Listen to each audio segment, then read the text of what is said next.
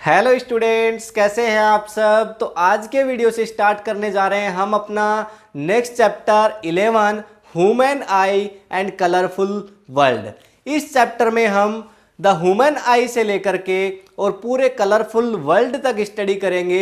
यानी जो रिफ्रैक्शन के फिनोमिनाज है, स्काई का कलर ब्लू क्यों होता है, स्टार्स हैं वो ट्विंकलिंग करते हुए क्यों नजर आते हैं, सिक्का है वो बॉटम में कंटेनर में अगर डाला हुआ तो ऊपर उठा हुआ क्यों नजर आता है, किसी पेंसिल को अगर कंटेनर में रखा हुआ है तो मुड़ी हुई क्यों नजर आती है, आई डिफेक्ट्स कौन कौन से हैं, मायोपिया, हाइपरमेट्रोपिया, प्रेस बायोपिया, इनको पढ़ेंगे, इनके करेक्शंस क्या हैं। और आज के वीडियो के अंदर हम पढ़ेंगे द ह्यूमन आई। तो इस कंसेप्ट को स्टार्ट करने से पहले मैं आपको बता दूं कि कंप्लीट जो 10 का चैप्टर है लाइट, रिफ्लेक्शन एंड रिफ्रैक्शन, उसकी कंप्लीट चैप्टर की प्लेलिस्ट की लिंक ऊपर आई बटन पे है, तो वहां से क्लिक करके आप उस चैप्टर से के सारे कंप्लीट वीडियोज को देख सकते हैं। तो अब हम स्टार्ट करते हैं हमारा टॉपिक द ह्यूमन आई। तो सबसे पहले तो देखिए ये दा से स्टार्ट होता है, और ये अंग्रेजी पढ़ने वाले बच्चे हो आपको पता है दा कब लगता है। दा कब लगता है? जब इसके अलावा कोई दूसरा ना हो। और ये जो आपकी ह्यूमन आई है ना, इसके अलावा कोई ऐसी दूसरी बनी नहीं आज तक। ये 2.5 सेंटीमीटर का गोला, इसका जो डायमीटर है ना वो कितना होता है? 2.5 सेंटीमीटर होता है। 2.5 सेंटीमीटर का अबाउट 2.5 सेंटीमीटर, 2.3 लिखा मिल जाएगा, कहीं 2.4 लिखा मिल जाएगा। ये जो 2.5 सेंटीमीटर कितना सा होता है? 2.5 सेंटीमीटर पता है ना।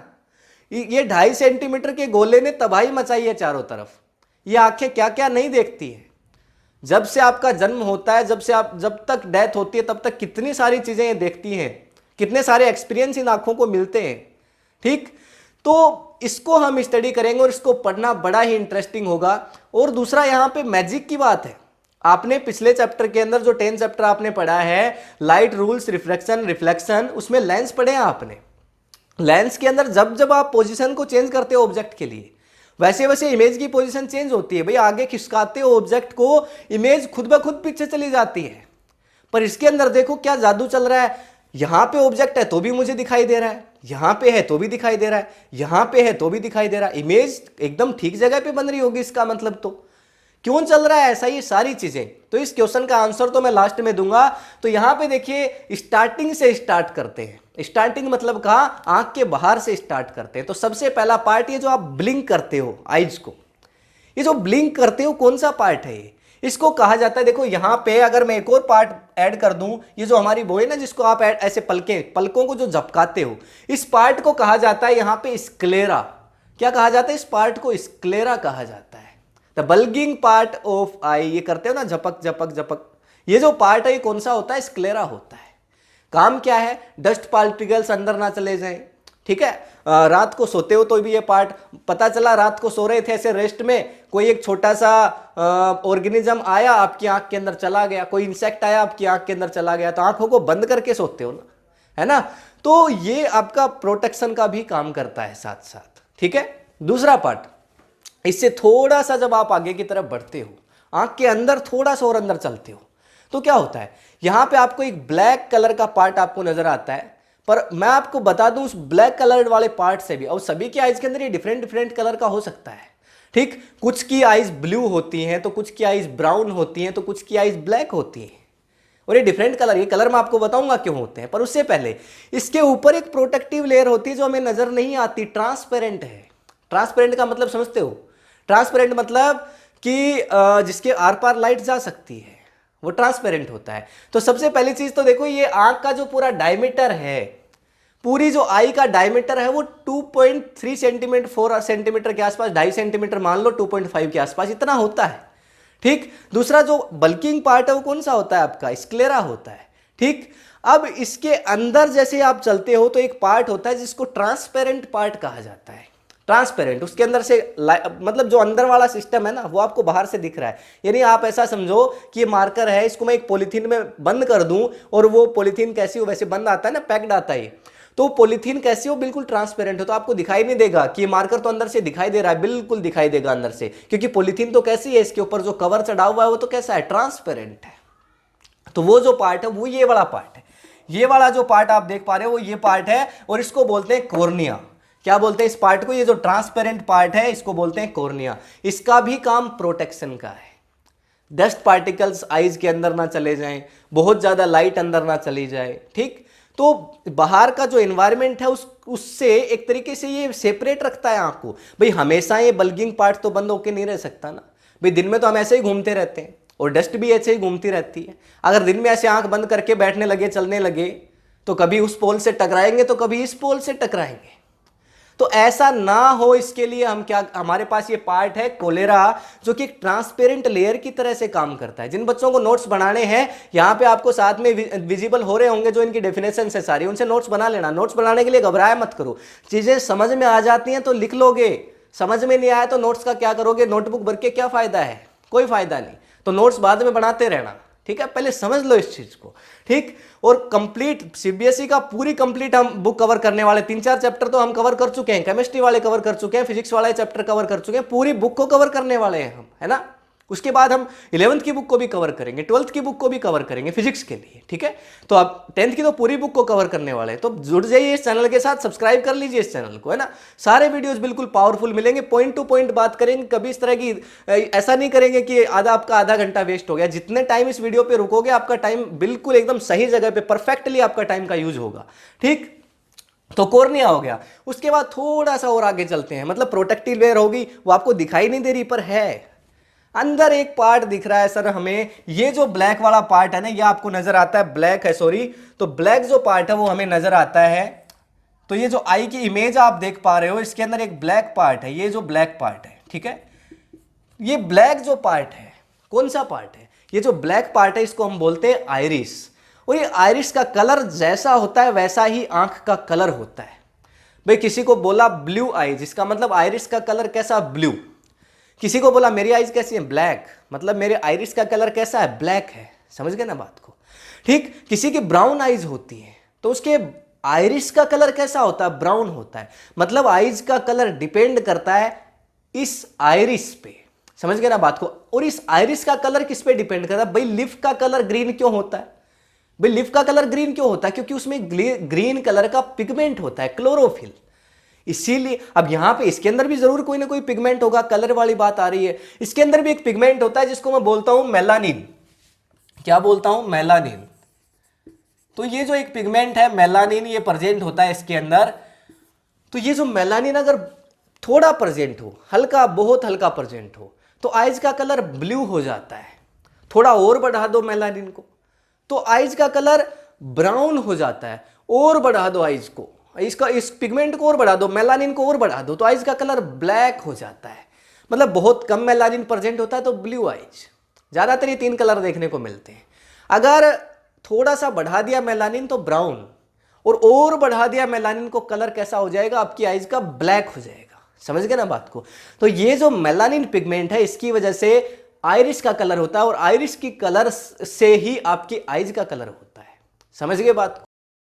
तो इससे सबसे पहले देखो क्या है, बल्गिंग पार्ट, फिर इसके अंदर गए हम प्रोटेक्टिव लेयर है जिसको मैं क्या बोल रहा हूं, कोलेरा। इसके बाद ये पार्ट है आपका आइरिस। अब इस आइरिस के अंदर अगर ध्यान से देखोगे तो यहां पे देखो एक छोटा सा पार्ट आपको, एक छोटा सा होल आपको और नजर आएगा इसके अंदर से। तो इसमें एक छोटा सा होल और प्रेजेंट होता है। ये जो छोटा सा होल यहां पे होता है, इसको कहते हैं पुपिल। क्या कहा जाता है, इसको पुपिल कहा जाता है। ये देखो मैंने ये लिखा हुआ है, इसको क्या कहते हैं, पुपिल कहते हैं। क्यों कहते हैं पुपिल, नाम है भैया, कहते हैं, पर ये पुपिल का काम क्या है, ये इंपॉर्टेंट बात है, ये क्वेश्चन पूछा जाता है आपसे। तो आपकी आइज है, आप घूम रहे हो हेयर एंड देयर। अब कभी तो सनलाइट में घूम रहे हो, कभी यहां पे बहुत ज्यादा लाइट है, कहीं पे बहुत कम लाइट है, नाइट के टाइम पे लाइट बहुत कम, दिन के टाइम पे लाइट बहुत ज्यादा। और कई बार तो हमें शौक होता है, हम सन की तरफ भी ऐसे देखते रहते हैं। नहीं देखना चाहिए, है ना। कुछ बच्चे होते हैं शरारते से देखेंगे सन की तरफ आंखें बंद करके थोड़ा थोड़ा। तो इसके लिए आपको एक प्रोटेक्शन दिया गया है। क्या प्रोटेक्शन दिया गया, पुपिल दिया गया है। ये पुपिल क्या काम करता है, ये होल है, मैंने बताया होल है, ट्रांसपेरेंट होल है। लाइट आती है इस पुपिल के अंदर से आंख में एंटर करती है। भाई आखिरकार आंख का काम क्या है, देखना। अगर आंख बंद कर दो तो सब कुछ कैसा, ब्लैक। भाई लाइट का कलर, लाइट कितने कलर से मिलके बनी है, 7 कलर से, आप सभी जानते हैं। नहीं पता तो पढ़ लेंगे हम, प्रिज्म जब पढ़ेंगे। तो यहां पे अगर लाइट नहीं आई तो आपके सामने कोई चीज आपको विजिबल नहीं हो पाएगी, ठीक। तो इसके लिए आंखों के अंदर जो आपको ये सेपरेट पार्ट दिया गया है पुपिल, इसके अंदर से लाइट इंटर करती है। पर कब कितनी लाइट इंटर करेगी इस बात का ये पुपिल ध्यान रखता है। जैसे ही बहुत ज्यादा कोई टॉर्च आपके सामने जलाएगा, आपकी आंखें ऐसे बंद होने लगती है, क्यों? क्योंकि ये पुपिल अपने साइज को छोटा करने लगता है, और अंधेरा है तो आपकी आंखें जब बड़ी हो जाती है, देखते हैं बाहर अंधेरे में कुछ दिखाई नहीं दे रहा, आंखें बड़ी हो जाती है, क्योंकि पुपिल अपने साइज को बढ़ाता है ताकि ज्यादा लाइट आंख के अंदर आए। समझ गए बात को? तो ये पुपिल है वो बहुत इंपॉर्टेंट रखता है। सर बहुत इंपॉर्टेंस है इस पुपिल की, ध्यान रख लेना। पुपिल का यूज क्या है कि ये यहाँ पे आई के अंदर कितनी लाइट इंटर करेगी उसको एडजस्ट करने का काम करता है। तो क्या अपने आप ही कर लेता है? इसकी हेल्प करता है ये आइरिस। आइरिस इसकी हेल्प करता है साइज को बड़ा। भाई कहां पे प्रेजेंट है? ये ब्लैक पार्ट है और इसके अंदर छोटा सा पार्ट प्रेजेंट है। तो आइरिस क्या करता है? ये जो ब्लैक कलर का पार्ट है आइरिस, ये क्या करता है? ठीक, ये बेसिकली इसकी साइज को कन्वर्ट करने में, कम या ज्यादा करने में हेल्प करता है। वैसे तो ये बल्किंग पार्ट है, ज्यादा लाइट होती है तो हम बंद कर लेते हैं आइज को, ठीक, पर फिर भी कई बार इतनी लाइट होती है जो हमारी आइज के लिए हार्मफुल तो है, क्योंकि हमारी आई है वो एक सेंसिटिव ऑर्गन है।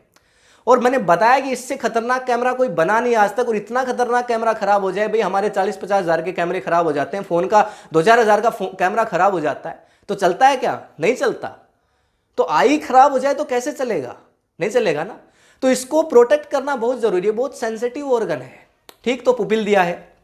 उसके बाद और आगे चलते हैं। ये कुछ पार्ट आपको बीच में नजर आ रहा होगा, ये पार्ट आपको नजर आ रहा होगा किसके बीच में? कॉर्निया के और इस आइरिस के। देखिए ये आइरिस है और ये कॉर्निया है। ये वाला पार्ट कौन सा है? देखो ये पार्ट कॉर्निया है और ये वाला पार्ट कौन सा है? आइरिस है। इसके बीच में स्पेस आपको नजर आ रहा होगा। यहां पे एक फ्लूइड भरा होता है, यहां पे एक फ्लूइड भरा होता है जिसको बोलते हैं एक्वाज ह्यूमर। ये जो स्पेस है ना, ये जो स्पेस है, इसमें ये जो फ्लूइड भरा होता है इसको कहा जाता है एक्वाज ह्यूमर। इस बात को ध्यान रखेंगे। ट्रांसपेरेंट फ्लूइड होता है। भाई अगर ऐसा फ्लूइड भर दिया जो ट्रांसपेरेंट नहीं होगा तो लाइट तो आएगी नहीं, तो फिर इमेज तो रेटिना पे बनेगी नहीं। वो तो हम आगे चलेंगे, बता रहा हूं धीरे धीरे। तो देखो एक्वाज ह्यूमर मैंने स्टार्टिंग से स्टार्ट किया है, समझ गए ना। तो बाहर से चलते जा रहे हैं अंदर की तरफ, और अंदर क्या क्या आएगा अभी देखिए। अभी तक तो यहां पे पहुंचे। अब इसके आगे प्रेजेंट होता है एक लेंस। ये देख रहे हो ये पार्ट, ये जो पार्ट देख रहे हो, ये जो पार्ट देख रहे हो, ये जो पार्ट है वो क्या है? ये पार्ट है लेंस। लेंस कौन सा लेंस? Crystalline lens. कौन सा है? क्रिस्टल के जैसा लेंस है, एक फ्लूइड से मिलकर के बना होता है, ठीक। तो क्रिस्टलाइन लेंस है। लेंस कौन सा? कॉन्वेक्स। कौन सा लेंस है? कॉन्वेक्स है, कॉन्वेक्स लेंस। और कॉन्वेक्स लेंस का नहीं पता इमेज फॉर्मेशन कैसे करता है तो जाओ वीडियो पे ऊपर प्लेलिस्ट पे, चलो एक और लिंक डाल दूंगा आई बटन पे, उस पे जाकर के देख लो इमेज फॉर्मेशन कॉन्वेक्स से कैसे होता है। जैसे ही पैरेलल रेज आती हैं, पैरेलल जैसे इन्फिनिटी से जैसे रेज आती है, पैरेलल जाकर के प्रिंसिपल फोकस पे मिलती है, ठीक। तो यहां पे ये जो लेंस है लाइट की रे से आएंगी बाहर से। भाई मेरे सामने ये कैमरा है, मैं इस कैमरे को देख रहा हूं, मतलब इस कैमरे के थ्रू आपको देख रहा हूं, समझ गए ना। तो आपसे जो लाइट की रे मेरे पास आएंगी, जो लाइट की रे मेरे पास आएंगी, चलो ये मार्कर है इसको मैं देख रहा हूं, तो इससे जो लाइट की रे मेरे पास आएंगी, लाइट की रे आंखों में जो जाएंगी, आंखों में जाने के बाद क्या कहीं ना कहीं पे इमेज बननी पड़ेगी ना। कौन बनाएगा? ये कॉन्वेक्स लेंस बनाएगा जो यहां पे प्रेजेंट है, ठीक है। अब ये जो कॉन्वेक्स लेंस है इससे लाइट की रेज ऐसे जाएंगी ऐसे जाएंगी, ठीक। लाइट की रेज और कहीं पे काटेंगे, इंटरसेक्ट करेंगे एक दूसरे को, और वहां पे जैसे यहां पे मैं लाइट की रे ले रहा हूं और ये क्या करेंगे, एक दूसरे को कहीं ना कहीं इंटरसेक्ट करेंगे, वहां पे जाकर के क्या बनेगी? इमेज बनेगी, समझ गए ना। तो यहां से लाइट की रे से जा रही है तो क्या बनाएंगी? वहां पे कहीं जाकर के इमेज बनाएंगी, पर इमेज बनाएंगी कहां? तो ये जो पार्ट आप लास्ट वाला पार्ट देख पा रहे हैं, ये जो पार्ट लास्ट वाला देख पा रहे हैं, इसको बोलते हैं रेटिना। इसको क्या कहा जाता है? रेटिना कहा जाता है, मतलब स्क्रीन। भाई प्रोजेक्टर चलाते हो तो जो मूवी है वो कहां दिखती है? स्क्रीन पे दिखती है ना। आईज में लाइट इंटर कर रही है तो इमेज कहां दिख रही है? वही तो होगी स्क्रीन। इस पे इमेज इस पे बनती है, इस स्क्रीन पे। तो ये रेटिना स्क्रीन की तरह से काम करता है। इस लेंस के अंदर से लाइट आएगी, यहां पे देखिए, यहां पे लाइट आएगी, और ये यहां एक रे चली गई, देखो ये रे चली गई। एक और रे यहां से मैं ले रहा हूं, इसके अंदर से आई होगी बाहर से कहीं, और इसके अंदर से जाकर के यहां मिलेगी, इस जगह पे मिल गई। देखो इमेज यहां बनेगी, इमेज यहां बनती है, तो इसको बोलते हैं रेटिना। समझ गए ना बात को? याद रखना, ये सारी चीजें बता रहा हूं, नोट्स के लिए साइड में डाल रहा हूं सेपरेटली सारी चीजों को, ठीक। तो लाइट जाती है और इमेज कहां पे बना देती है? इमेज कहां पे बना देती है? रेटिना पे बना देती है। समझ गए बात को? अब इसके बाद देखो, इसके बीच में भी कुछ है भाई, यहां से इस लेंस से स्टार्ट करके और यहां तक इसके बीच में भी कुछ है। क्या है? ये जो मैंने लिखा हुआ है देखिए विट्रस ह्यूमर, तो ये जो फ्लूइड होता है इसके अंदर भी एक फ्लूइड भरा होता है। और ये फ्लूइड क्यों होता है, आप देखोगे आपकी आईज है वो कैसी नजर आती है, थोड़ी भीगी भीगी सी आईज नजर आती है ना। वो सुना होगा ना सॉन्ग आपने, भीगी भीगी सी आंखों में सारे वो सपने, है ना। तो वो जो भीगी भीगी आंखें हैं वो क्यों है, इस विट्रस ह्यूमर और इस एक्वास ह्यूमर की वजह से है। अगर ये नहीं होते ना तो फिर आंखें सूख जाती, कभी नहीं भीग पाती, आंखें सूखी हो जाती फिर, समझ गए ना। तो ये जो दोनों लिक्विड इसके अंदर जो दोनों फ्लूइड हैं, विट्रस ह्यूमर और एक्वास ह्यूमर, इनकी वजह से ये आंखें भीगी भीगी नजर आती है, समझ गए ना बात को। अच्छा, इसके बाद देखिए थोड़ा और आगे चलते हैं, तो इधर हम आ गए रेटिना पे। अब रेटिना पे क्या, रेटिना के अंदर दो तरह की सेल होती है, एक तो रोड और एक कोन। तो रोड और कोन्स, तो यहां पे ऐसे मान लेते हैं कि कुछ सेल हैं ऐसे, रोड्स हैं और कोन्स हैं इस रेटिना पे, रोड्स हैं और कोन्स हैं, कुछ इस तरह की इस पे सेल प्रेजेंट होती हैं। पर इसके बीच में यहां पे एक पार्ट आपको और नजर आ रहा है जहां पे किसी भी तरह की सेल नहीं है, और ये जो पार्ट है बिल्कुल ऐसा है, ब्लैंक खाली पार्ट है, ठीक। तो इमेज बनने के लिए स्क्रीन चाहिए कि नहीं चाहिए बताओ, चाहिए। पर यहां पे तो स्क्रीन नहीं है, तो इसको कहते हैं ब्लाइंड स्पॉट। इसको क्या कहते हैं, ब्लाइंड स्पॉट, ब्लाइंड स्पॉट। यानी आई का वो पार्ट, आई के अंदर रेटिना का वो पार्ट जहां पे अगर इमेज बनती है तो आपको ऑब्जेक्ट दिखाई नहीं देता है। किसी ना किसी तरह से अगर आपके सामने कोई ऑब्जेक्ट आया और उसको आप देख रहे हो और इसकी इमेज अगर जाकर के कहां पे बन गई है, रेटिना के उस ब्लाइंड स्पॉट पे, यानी इस वाले पार्ट पे कहीं आकर के रेज मिल रही हैं, तो आपको ये दिखाई नहीं देगा, समझ गए ना। तो ये इसको इसलिए कहा जाता है ब्लाइंड स्पॉट, क्योंकि यहां पे रोड और कोन्स दोनों ही तरह की सेल आपको नजर नहीं आएंगी। अब ये जो रोड सेल्स हैं ये लाइट सेंसिटिव सेल होती है। तो जो रोड सेल है वो कैसी होती है, लाइट सेंसिटिव सेल होती है, मतलब लाइट को देख सकती है, लाइट को पहचान सकती है, पर कलर को नहीं पहचान सकती। दूसरी जो सेल होती है कोन, ये जो कोन सेल होती है ये कलर सेंसिटिव होती है, red colour, green colour, yellow colour, इस कलर को पहचान लेती है, समझ गए ना। तो दोनों टाइप की, भाई आपको मान लो कि हाँ इस वीडियो के अंदर सब कुछ नजर आता पर कलर नजर नहीं आता, केवल लाइट लाइट नजर आती, कैसा लगता आपको देखने में।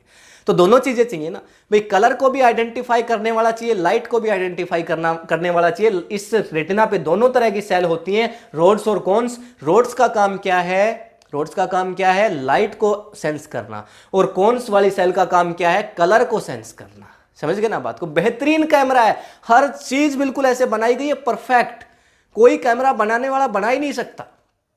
भाई कहीं भी ऑब्जेक्ट रख दो सब कुछ दिखाई दे रहा है, नजर कितनी दूर तक का देख लो, कितनी पास का देख लो, पर वो फार पॉइंट नियर पॉइंट भी होता है, पावर ऑफ अकोमोडेशन भी बताऊंगा, थोड़ी देर रुक जाओ, ठीक। तो यहां पे देखो रेटिना के अंदर दो सेल प्रेजेंट होती हैं, रोड और कोन्स। अब इसके बाद मैंने आपको एक चीज बताई, देखिए इसको सिलेरी मसल्स को मैं बाद में देखूंगा, ठीक है। अब देखो यहां पे मैंने क्या बताया आपको, ब्लाइंड स्पॉट होता है, यानी यहां पे कुछ भी प्रेजेंट नहीं होता है, ठीक है। तो इसलिए क्या है, ब्लाइंड स्पॉट है, ठीक। अब उसके बाद यहां पे देखिए इसको मैं क्या बोल रहा हूं, ऑप्टिक नर्व।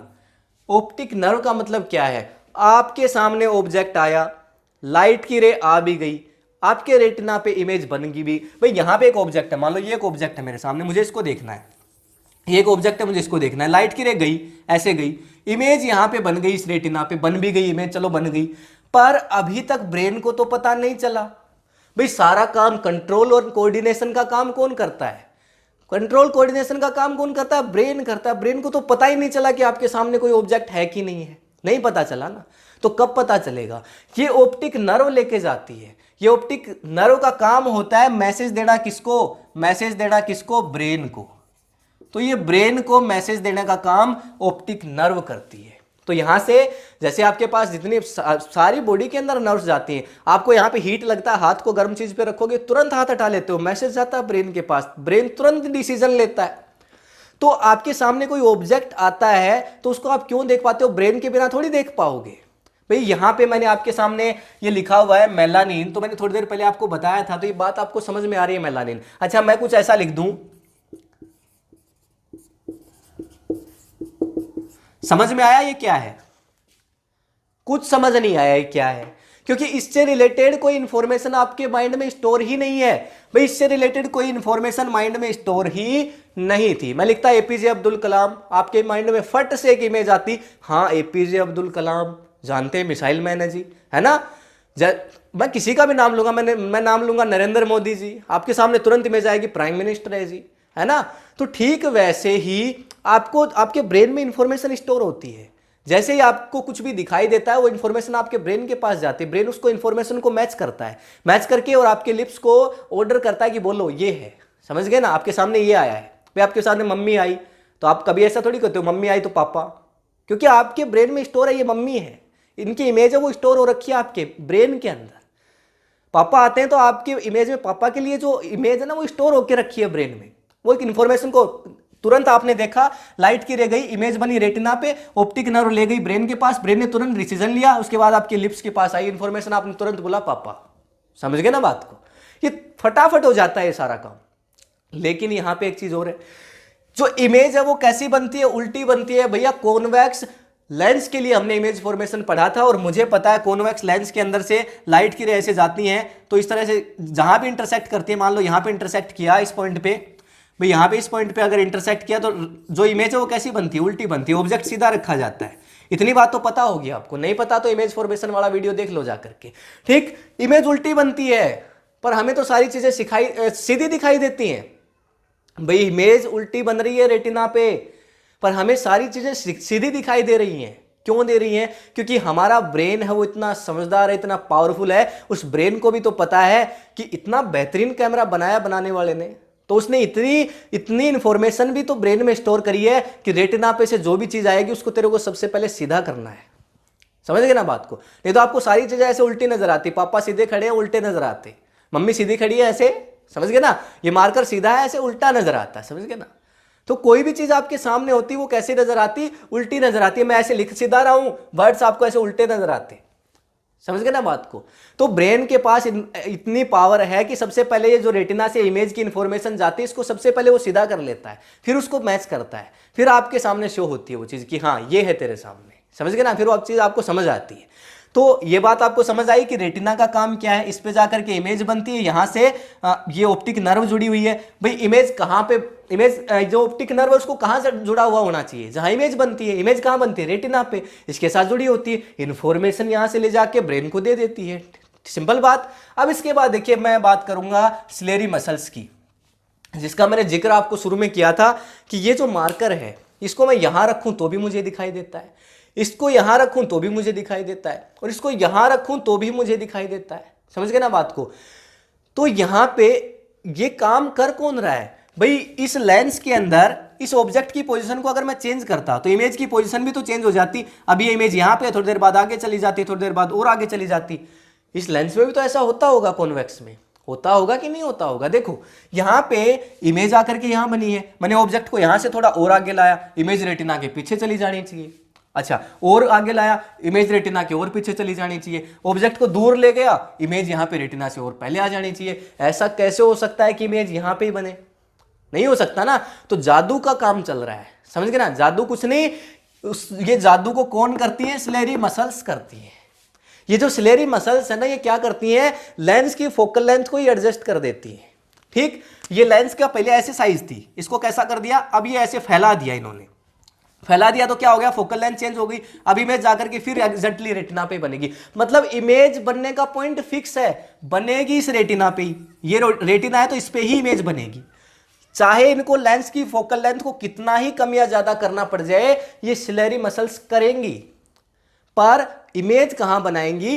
रेटिना पे बनाएंगी। अभी आप पे डिपेंड करता है, इन सिलेरी मसल्स को ज्यादा आप हार्म करना चाहते हो या सुखी आराम से देखना चाहते हो कि आराम से अपना काम प्रॉपर ढंग से करती रहे। आपको पेरेंट्स बोलते हैं ना कि भैया फोन को बार बार ऐसे मत देखो, क्यों? क्योंकि उसमें लगातार पिक्चर्स चेंज होती हैं और बार बार आपकी सिलेरी मसल्स को फोकल लेंथ को चेंज करना पड़ता है। आपके सामने जैसे आप मुझे देख रहे हो, इतनी बार जो चीजें हैं वो चेंज नहीं हो रही आपके सामने, या फिर आप घर में कुछ चीज देख रहे हो सामने आपके है, वो ऑब्जेक्ट तुरंत चेंज नहीं हो रहा। पर मोबाइल में क्या होता है, एक बार बार बार आप बिल्कुल एक लगातार देखने लग रहे हो, या गेम खेल रहे हो आप, मान लो पबजी खेल रहे हो, जो नया वाला पबजी वो खेल रहे हो, उसके अंदर क्या होता है कि फटाफट ग्राफिक चेंज होते हैं। मुझे पता है क्योंकि कभी कभार मैंने भी खेला है ना, तो उसके अंदर ऐसे लगातार ग्राफिक चेंज होते रहते हैं। ठीक, तो आपकी आई भी क्या कर रही है, आपकी ये जो सिलेरी मसल्स हैं भी क्या कर रही हैं, तुरंत आपकी फोकल लेंथ को चेंज कर रही है। ऑब्जेक्ट दूर है, फिर आप उसको देख रहे हो, फिर पास वाले को देख रहे हो। इमेज तो कहां बनानी है? इस पे बनानी है। जो भी ज्यादती होने वाली है वो किसके साथ होने वाली है? इस लेंस के साथ होने वाली है। समझ गए ना। लेंस की फोकल लेंथ को कभी बढ़ाएगा, कैसे कभी कम कर देगा, बिल्कुल चपटा कर देगा लेंस को, फिर बढ़ाएगा, फिर कम करेगा, फिर बढ़ाएगा, फिर कम करेगा, लगातार ऐसा चलता है। जैसे जैसे उसके पिक्सल्स चेंज होते हैं आपकी गेम के, समझ गए ना। ये आपके सामने जो मूवी चल रही है उसमें जैसे जैसे सीन चेंज होता है, ठीक उसी के अकॉर्डिंगली, ठीक। तो इसलिए जो आपकी स्लेरी मसल से परमानेंट डैमेज हो जाती है, ठीक। तो इनको डैमेज होने से बचाओ। कम से कम गेम के पास अपना टाइम, इतनी जल्दी डैमेज नहीं होती कि आज सर आपने गेम खेला आज ही डैमेज हो गई, इतनी जल्दी डैमेज नहीं होती, पर काफी टाइम तक अगर लंबे समय तक आप ऐसा करते रहते हैं तो ऐसा हो सकता है, ठीक है।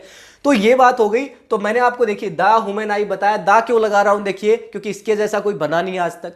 सबसे पहला इसका बल्गिंग पार्ट है जिसको बोलते हैं स्क्लेरा। डायमीटर आंख का कितना है, 2.5 मीटर का गोला है, याद रखो 2.5 मीटर का गोला है, समझ गए ना।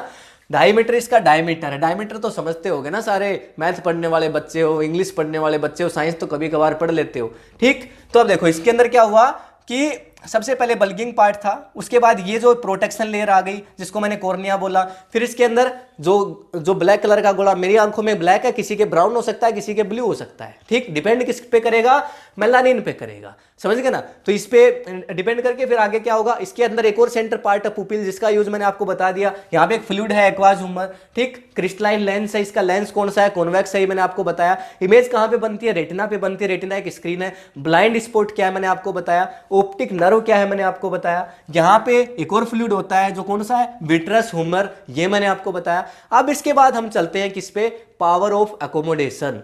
पावर ऑफ अकोमोडेशन का मतलब क्या है, देखिए अभी हमने देखा कि यहां पे आप ऑब्जेक्ट को चाहे कहीं भी रख दो, आप ऑब्जेक्ट को आप चाहे यहां पे पास रखो चाहे दूर रखो, भाई आप कभी तो देखोगे पहाड़ों को, कभी दूर कोई पेड़ है उसको देखोगे, कभी आपके सामने टीवी है उसको देखोगे, कभी मोबाइल स्क्रीन है उसको देखोगे, ठीक है, कभी अपने पास पेन है उसको देखोगे, कभी नोटबुक है उसको देखोगे।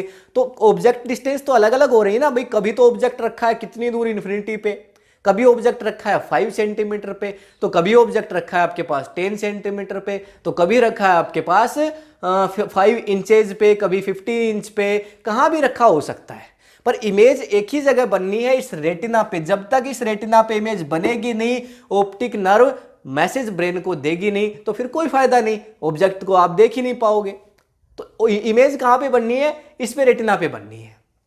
तो ये जो स्लेरी मसल्स हैं, इनकी जितनी कैपेसिटी होती है फोकल लेंथ को चेंज करने की, भाई ये जो लेंस है ना इसकी फोकल लेंथ को, इसको कितना वाइड कर सकती हैं, इसको कितना सकरा कर सकती हैं, थिन कर सकती हैं, कितना थिक कर सकती हैं, कितना थिन कर सकती हैं, समझ गए ना। ये जो पावर होती है इसको बोलते हैं पावर ऑफ एकोमोडेशन, समझ गए ना बात को। सिंपल सी बात है भाई, स्लेरी मसल्स को लेंस की फोकल लेंथ को चेंज करना होता है, तो कितना इस फोकल लेंथ को ये चेंज कर सकती हैं, कम कर सकती हैं, कितना ज्यादा कर सकती हैं, चेंजमेंट कितना ला सकती है, इस पावर को पावर ऑफ एकोमोडेशन कहा जाता है। और ये बहुत जरूरी चीज है। क्यों? क्योंकि यहां पे अगर सिलेरी मसल्स नहीं होती, आपका लेंस चेंज नहीं हो रहा होता, तब तो आपको कितने रेटिना चाहिए होते एक बार। फिर रेटिना को एडजस्टेबल बनाना पड़ता आपके पास। फिर रेटिना क्या करते भाई, एक बार रेटिना यहां पे रखा है, फिर आंख के अंदर से निकल के पीछे से रेटिना ऐसे बाहर निकल गया और दूर कहीं चला गया। चलो नॉनसेंस बात है, ऐसा तो होना पॉसिबल नहीं था, क्योंकि जो बनाया है इस कैमरे को जिसने बनाया ना, उसने इस 2.5 सेंटीमीटर के गोले को बड़ा सोच समझ के बनाया है। सारी चीजें बिल्कुल परफेक्ट बना के दी आपको, है ना। देखो कितनी सारी चीजें, कोई यहाँ पे लाइट को सेंस कर रही है, रोड सेल कौन सेल है वो कलर को सेंस कर रही है, कोई यहाँ पे क्रिस्टलाइन लेंस है उसका अलग ही टाइप है, कॉन्वेक्स टाइप का लेंस बना दिया है, अलग अलग आइरिस का अलग ही काम है, अपना लाइट को यहाँ पे कर रहा है एडजस्ट। तो सबका अपना अपना काम देखो कितने अच्छे से बांटा हुआ है, कितना अच्छे से परफेक्ट काम कर रहे हैं। कोई ब्लाइंड स्पॉट भी बना दिया, वहां से जा रही है बेसिकली ब्रेन तक इंफॉर्मेशन जा रही है, ऑप्टिक नर्व बना दी है ना। फिर इसके बाद देखो यहाँ पे आता है आपका फार पॉइंट और नियर पॉइंट। तो फार पॉइंट और नियर पॉइंट क्या है, यानी कितना दूर तक आप देख सकते हो। अपनी छत पे जाओ, वहां से देखो, सन आपको दिखाई दे जाएगा आराम से, पर सन की तरफ देखना मत, आपको पता है दिखता है, क्योंकि कभी कभार आपने जरूर देखा है उसकी तरफ, है ना। तो इसका मतलब सन आपका इन्फिनिटी पे है, तो यानी आप इनफाइनाइट तक देख सकते हो, इन्फिनिटी तक आप देख सकते हो, ठीक। यानी इतना दूर आप देख सकते हो। आपके घर से दूर पहाड़ होंगे, बहुत दूर खेत होंगे, बड़े दूर दूर तक, तो इन्फिनिटी तक आप देख सकते हो। यानी आपका जो फार पॉइंट है वो क्या है, इन्फिनिटी है। जो फार पॉइंट है वो क्या है, इन्फिनिटी है। पूछा जाता है क्वेश्चन, ऐसे मत सोचना है सर ऐसे ही बता रहे, फार पॉइंट नियर पॉइंट पूछा जाता है, ठीक। तो फार पॉइंट आपकी आई का क्या हो गया, इनफाइनाइट। नियर पॉइंट क्या है, यानी कम से कम आप कितने पे देख सकते हो, उसके बाद आपको चीजें दिखाई नहीं देंगी। वो होता है आपका 25 सेंटीमीटर। कितना सेंटीमीटर? 25 सेंटीमीटर। अगर इससे पास आपका कोई ऑब्जेक्ट आ जाए, यानी 30 सेंटीमीटर का 1 फीट होता है, 25 सेंटीमीटर 1 फीट से थोड़ा कम, इसके पास आपके पास चीजें आ जाएं तो उसके बाद आप उन ऑब्जेक्ट्स को क्लियरली नहीं देख सकते हो। अब कुछ लोग कहेंगे नहीं नहीं सर देखो ये मार्कर है मेरे पास, इसको हम बहुत ऐसे पास देख पा रहे हैं, देखो ये देखो अभी मैं इसको देख पा रहा हूं, अभी मैं इसको देख पा रहा हूं। अरे भैया जैसे जैसे 25 सेंटीमीटर से आप पीछे की तरफ चलते आ रहे हो ना, वैसे वैसे जो चीजें वो ब्लर होती चली जाती हैं, आपकी जो सिलेरी मसल्स है वो डैमेज होने लगती हैं। इसलिए ये बताया गया है कि 25 सेंटीमीटर वो क्या है, एक नियर पॉइंट है आपकी आंख का, यानी कम से कम आप चीज़ों को पढ़ रहे हो, ये एक एडवाइस मान सकते हो आप, है ना। ऐसा नहीं कि ऐसे आप इसको इस पॉइंट पे रख लोगे तो इसके बाद आप चीज़ों को देख नहीं पाओगे, देख पाओगे, लेकिन जैसे जैसे आप चीज़ों को पास लेते आओगे वो आपकी चीज़ें ब्लर होने लगेंगी, यानी एक तरीके से इनविजिबल होने लगती हैं। यहाँ पे बात होती है कि बिल्कुल क्लियर, यानी बिल्कुल सटीक, जहां पे आपको कोई भी डिफरेंस, मतलब ऐसा नहीं हो कि आपने देखा कुछ और आपको दिख कुछ गया, मेजरमेंट में प्रॉब्लम आ गई, ऐसा ना हो। मतलब बिल्कुल क्लियरली सटीक आप कहां तक देख सकते हो, 25 सेंटीमीटर तक देख सकते हो। उसके बाद भी आप अगर पास लाओगे तो इसे देख तो पाओगे, पर चीजें हैं वो ब्लर होती भी आएंगी, समझ गए ना। जैसे जैसे आप उसको ले आओगे आपकी जो सिलेरी मसल्स है उनके ऊपर हाई यहाँ पे क्या होगा, स्ट्रेन पड़ेगा, ठीक, उन पे बहुत ज्यादा जोर पड़ेगा, समझ गए ना। तो आप बिल्कुल क्लियरली देख सकते हो 25 सेंटीमीटर तक। तो आंख का जो नियर पॉइंट है वो तो क्या है, 25 सेंटीमीटर, और दूर आप कितना ही देखो आपकी मर्जी है, जहां तक आप देख पाते हो इन्फिनिटी तक। तो फार पॉइंट इन्फिनिटी हो गया, नियर पॉइंट 25 हो गया, समझ गए ना। फार पॉइंट बहुत दूर कितना देख सकता हूं, ये नियर पॉइंट हो गया कितना, 25 सेंटीमीटर, यहां से करीब होगा ना 25 सेंटीमीटर, समझ गए ना बात को। तो ये है फार पॉइंट और near point. Power of accommodation मैंने आपको बता दिया, और मुझे लगता है कि आई के बारे में मैंने आपको पूरा एक्सप्लेन कर दिया जितना आपके सिलेबस में हो सकता था। अगर फिर भी आपका कोई क्वेश्चन रह गया है द ह्यूमन आई से रिलेटेड, पावर ऑफ अकोमोडेशन से रिलेटेड, तो आप चैट सेक्शन के अंदर कमेंट में आप लिखिए, आपका जो क्वेश्चन है प्रॉपर उसका आंसर करूंगा आपको, ठीक है। और अगर ये वीडियो आपको इन्फॉर्मेटिव लगा है तो प्लीज आप इसे अपने फ्रेंड्स के साथ शेयर करिए। अगर इस चैनल को अभी तक आपने सब्सक्राइब नहीं किया है तो कर लीजिए, बिकॉज सारा जो 10th का सिलेबस है हम इस चैनल पे इसके ऊपर कवर करने वाले हैं, ठीक है। तो मैं मिलूंगा आपसे नेक्स्ट वीडियो के अंदर इससे नेक्स्ट टॉपिक के साथ, तब तक के लिए thank you, have a nice day.